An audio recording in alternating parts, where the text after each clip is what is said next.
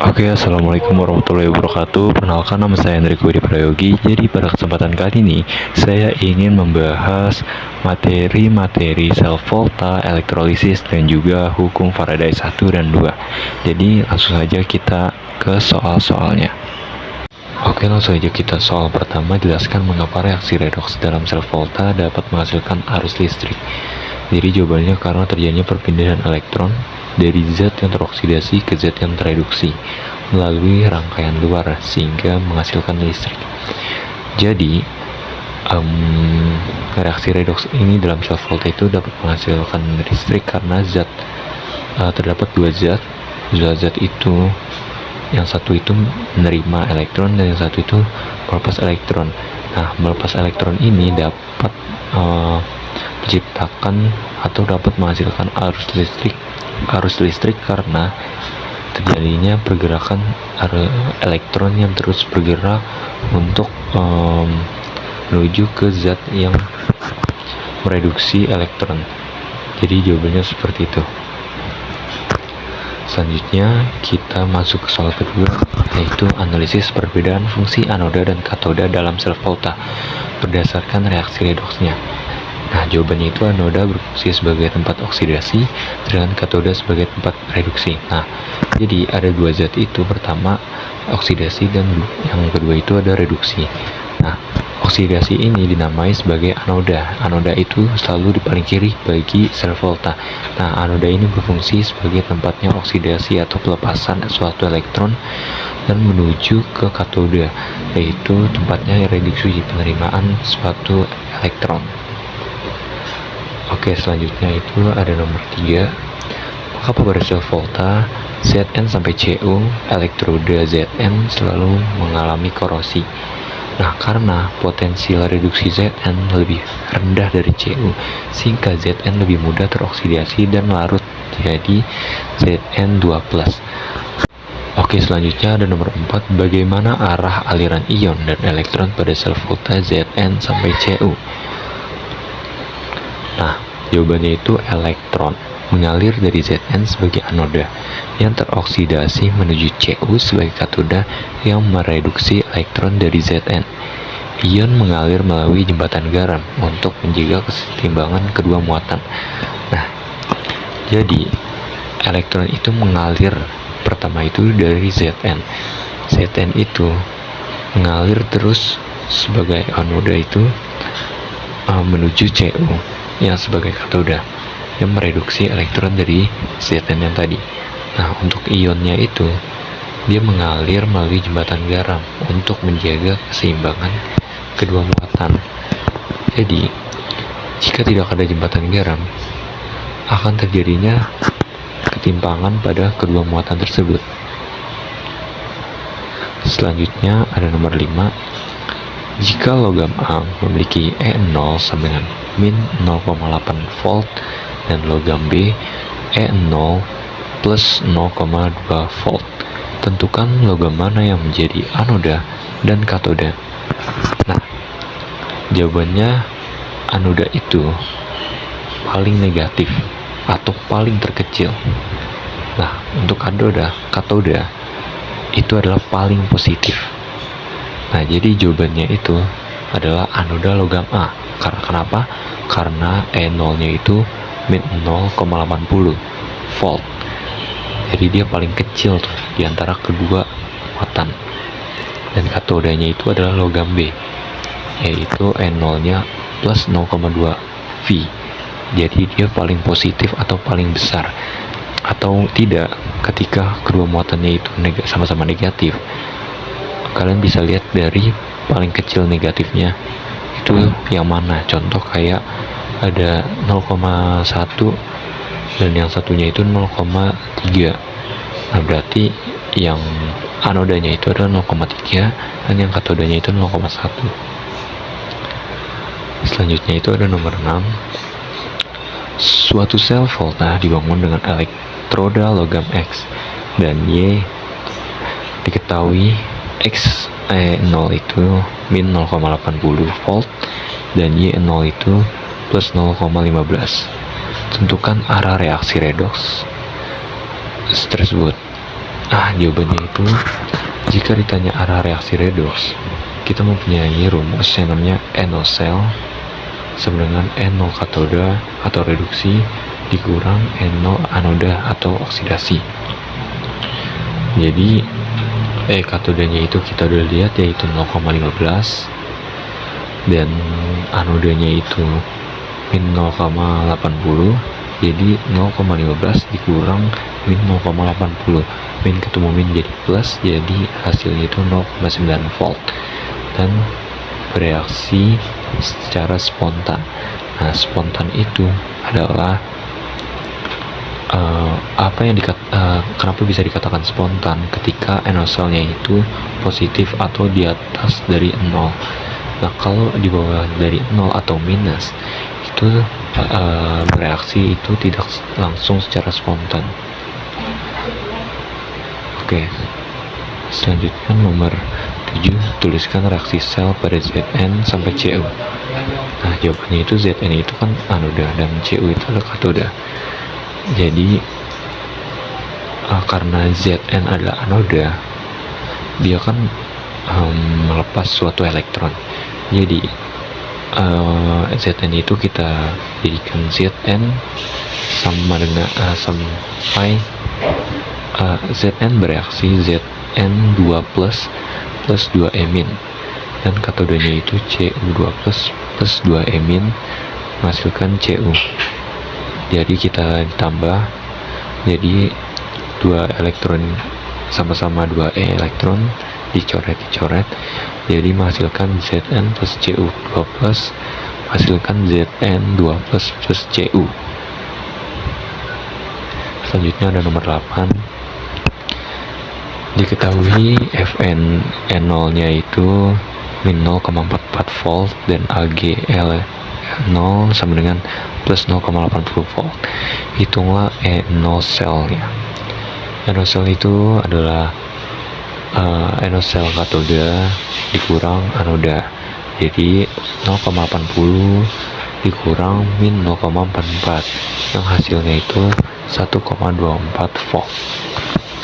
Selanjutnya nomor 9, diketahui Zn2 plus dan 2 elektron menghasilkan Zn, NO nya itu min 0,76 dan Cu2 plus 2 emin menghasilkan Cu, NO nya itu plus 0,34 volt. Hitunglah NO cell dan aliran elektron. NO cell nya itu kayak tadi, katoda dikurang anoda, NO cell nya yang menghasilkan 0,34 dikurang min 0,76 yang hasilnya 1,10 volt. Dan alirannya itu Zn itu sebagai anoda, Cu sebagai katoda. Jadi alirannya Zn sampai ke Cu. Selanjutnya nomor 10, suatu sel volta dari elektroda yang diketahui sebagai berikut.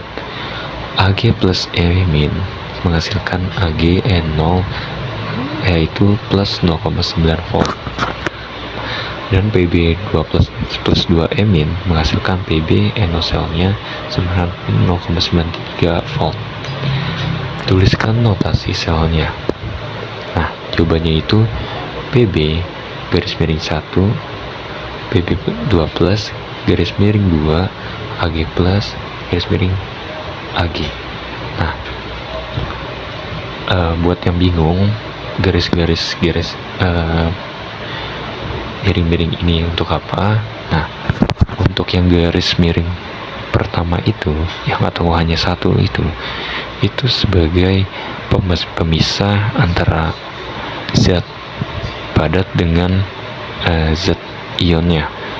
Jadi Pb2 plus ini, contoh seperti Pb2 plus ini adalah kan ion, dan Pb ini, itu kita pisahkan.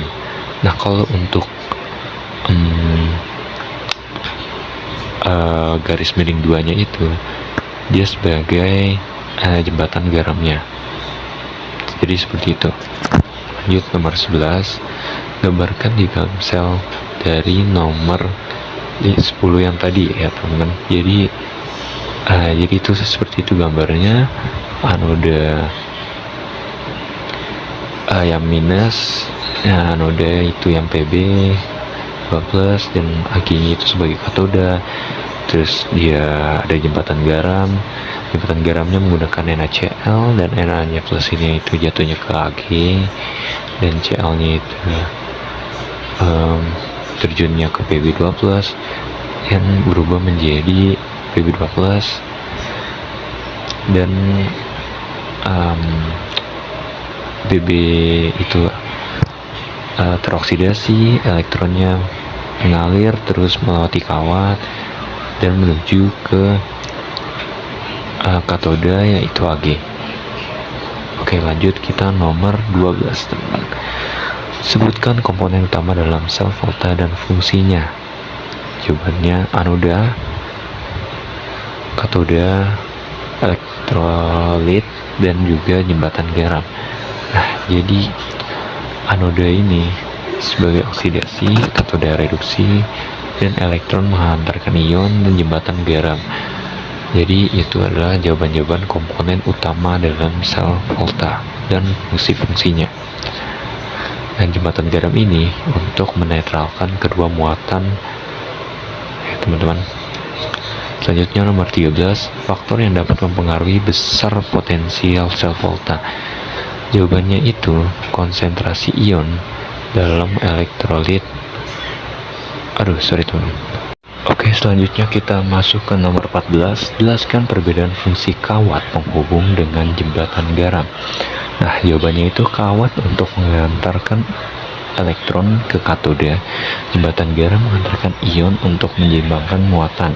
Nah, jadi kawat itu untuk menghantarkan elektron, yang anoda oksidasi melepas elektron. Dia kawat ini untuk mengantarkan ke arah katoda yang mereduksi atau menerima elektron, gitu ya teman-teman. Dan tapi untuk jembatan garam itu untuk mengantarkan ion untuk menyeimbangkan kedua muatan yang sedang diujikan. Oke, selanjutnya nomor 15, sebutkan sel volta tersusun dari elektron Ag dan Cu dengan E0 Ag-nya itu plus 0,90 volt dan E0 Cu-nya itu plus 0,34 volt. Tentukan reaksi totalnya. Nah, di sini kita udah ketahui anodanya itu yang paling kecil ya teman-teman. Anoda paling kecilnya itu adalah Cu. Cu-nya itu apa? Cu-nya itu 0,34. Nah, 0,34.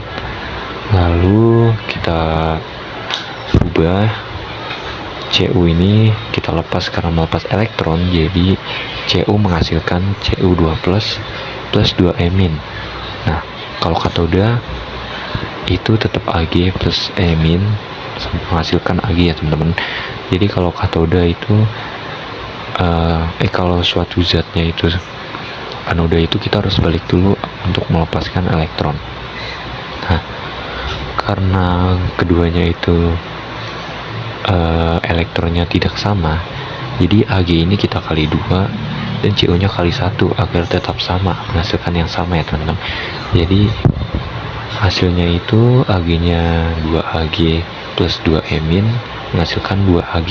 Nah, jadi elektronnya bisa kita coret dan menghasilkan Cu plus 2Ag menghasilkan Cu2+ plus 2Ag, teman-teman.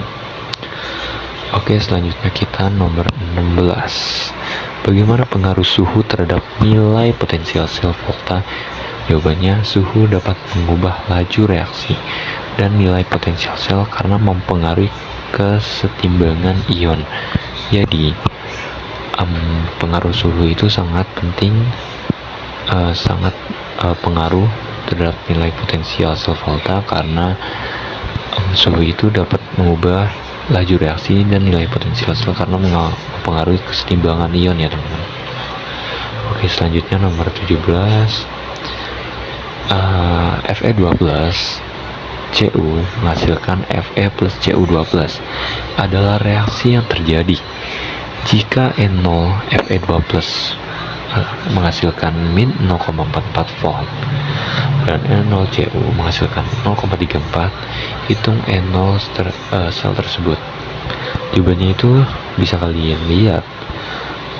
Sebelumnya kalian bisa lihat anoda dan katodanya dulu ya. Tapi kalian lihat dari reaksi yang sudah terjadi. Fe2 plus Cu. Udah kelihatan banget Fe2 plus itu sebagai katoda ya guys ya. Katoda, dan Cu-nya itu sebagai anoda. Jadi katoda dikurang anoda sebenarnya 0,44 dikurang 0,34, hasilnya min 0,78 volt teman-teman. Oke, selanjutnya nomor 18, jelaskan keterkaitan antara sel volta dan reaksi redoks dalam kehidupan sehari-hari. Jawabannya ada baterai dan aki. Kenapa? Karena dia bekerja berdasarkan prinsip sel volta yang menghasilkan listrik dari reaksi redoks spontan. Spontan itu lebih dari 0 ya guys ya. Oke, nomor 19. Sebutkan perbedaan utama antara sel volta dan sel elektrolisis dari segi energi dan arah aliran elektron. Jawabannya itu, sel volta itu menghasilkan energi listrik dari reaksi spontan dan elektron mengalir dari anoda ke katoda. Tapi kalau sel elektrolisis itu membutuhkan energi listrik untuk memaksa reaksi non spontan dan elektron mengalir dari sumber daya yang ke elektroda negatif atau katoda. Jadi sel volta itu udah kelihatan banget dia menghasilkan energi listrik dari reaksi-reaksi spontan, dan elektron mengalirnya menghasilkan listriknya itu karena elektron yang mengalir dari anoda ke katoda. Sedangkan kalau elektrolisis itu dia membutuhkan listrik untuk memaksa reaksi yang non spontan ya, yang tidak spontan, dan elektronnya itu dia mengalir dari sumber daya ke elektroda negatif. Oke, kita lanjut ke nomor 20. Sebutkan contoh penerapan elektrolisis dalam industri. Jawabannya itu ada pemurnian logam, pelapisan logam, dan pembuatan gas H2 dan Cl2. Selanjutnya kita nomor 21. Mengapa pada elektrolisis larutan NaCl yang dihasil gas H2 bukan logam Na? Jawabannya karena H2H+ memiliki potensial reduksi lebih tinggi sehingga lebih mudah tereduksi pada Na+. Oke, lanjut ya. Nomor 22. Pada elektrolisis larutan NaCl dengan elektroda karbon, jelaskan reaksi yang terjadi di anoda dan katoda. Nah, anodanya itu kan 2Cl- menghasilkan Cl2 plus 2E-, dan katodanya itu 2H2O ditambah 2E- menghasilkan H2 plus 2OH-.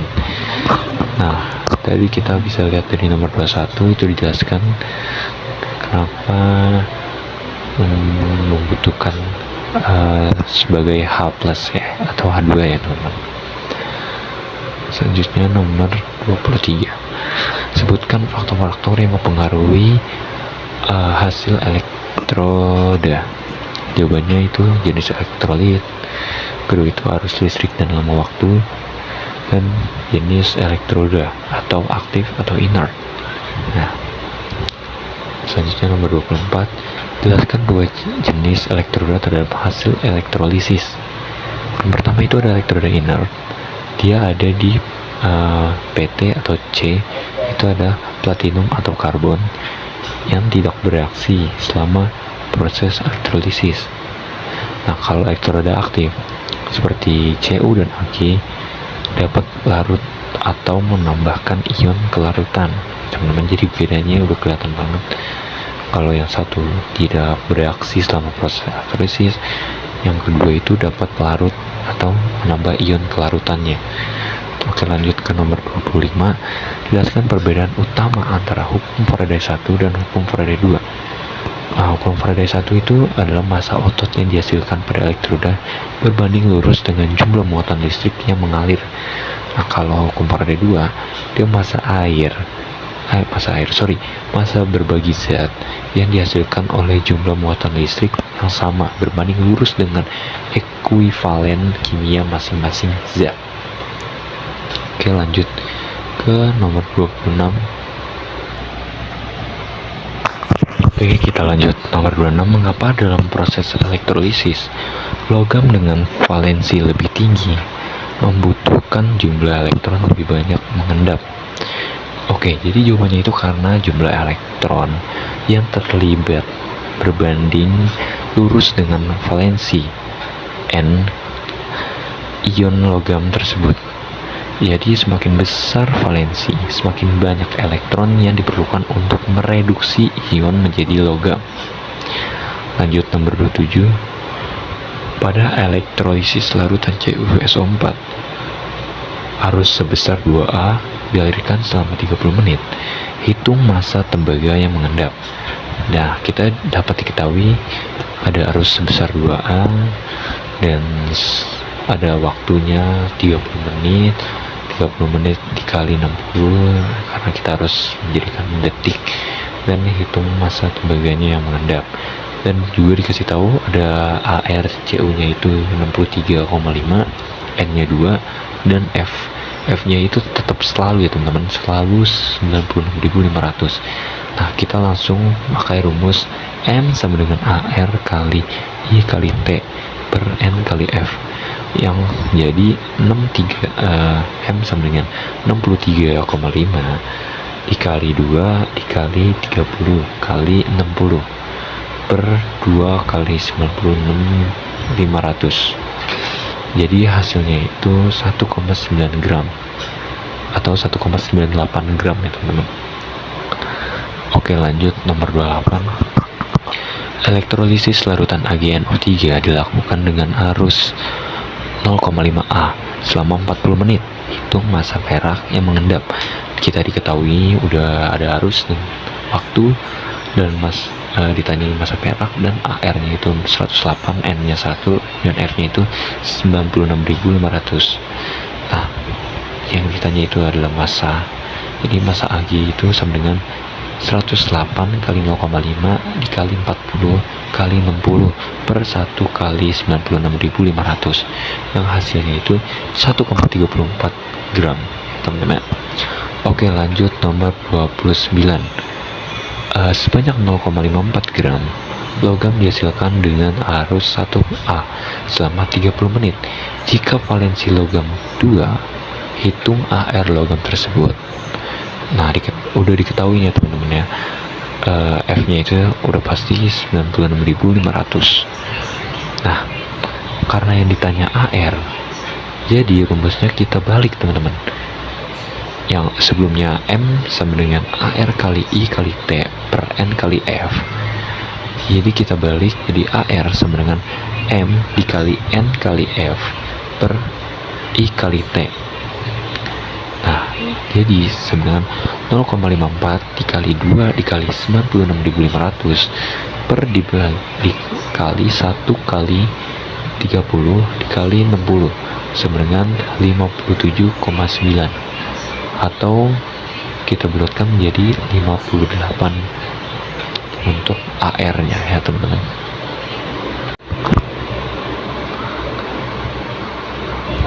Oke, kita lanjut di nomor terakhir, yaitu nomor 30. Diketahui potensial reduksi perak dan tembaga. Ag plus E min menghasilkan Ag, NO nya itu 0,80 volt, dan Cu2 plus 2 E min yang menghasilkan Cu, NO nya itu plus 0,34. Tentukan katoda, anoda, dan potensial sel. Nah, jawabannya itu pertama katoda. Katoda itu adalah Ag. Kenapa? Karena karena NO nya itu adalah lebih besar. NO Ag-nya itu lebih besar dibanding Cu, teman. Jadi dia adalah katoda. Kalau anoda itu paling kecil. Anoda itu adalah Cu. Jadi Cu-nya itu paling kecil ya teman-teman dibanding Ag. NO sel itu katoda dikurang anoda atau reduksi dikurang oksidasi, yang hasilnya itu 0,84 dikurang 0,34, yang hasilnya 0,46 volt. Oke teman-teman, mungkin segitu aja pemaparan atau pembahasan soal-soal tentang sel volta, elektrolisis, dan juga hukum Faraday 1 dan 2. Semoga bermanfaat. Wassalamualaikum warahmatullahi wabarakatuh.